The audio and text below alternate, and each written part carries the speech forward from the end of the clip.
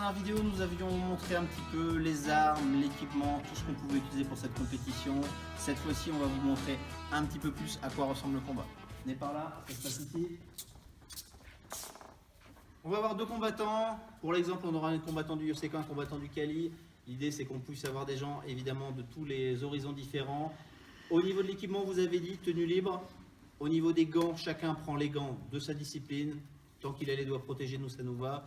Au niveau des casques, les casques seront fournis par les organisateurs. Là, aujourd'hui, ils vont mettre chacun leur casque. Mettez vos casques, messieurs. Ok, comment sont comptés les points en compétition?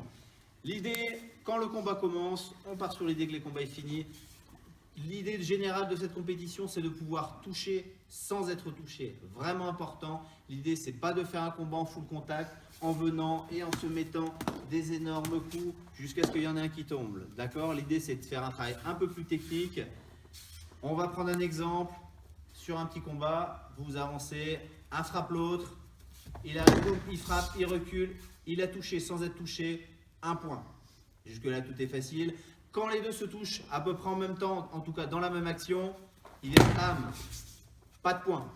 D'accord? On ne cherche pas à savoir qui c'est qui a touché d'abord. Les deux se sont touchés dans la même action. Il n'y aura pas de point. Encore une fois, vous venez.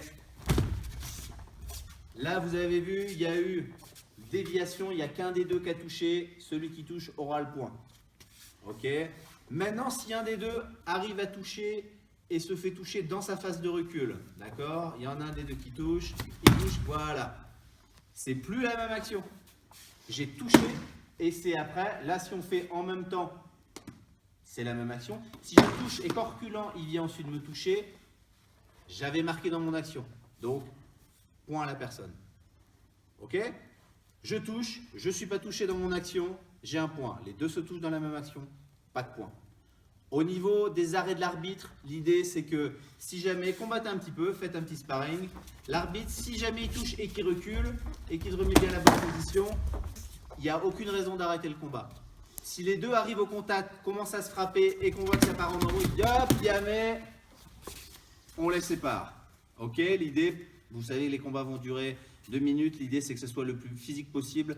Donc, si les gens sont assez intelligents pour frapper, pour se remettre à distance, on attribue les points, mais on n'arrête pas l'action. On n'arrêtera l'action que s'il y a besoin. Et pour un vrai combat, on va vous donner d'exemples très bientôt.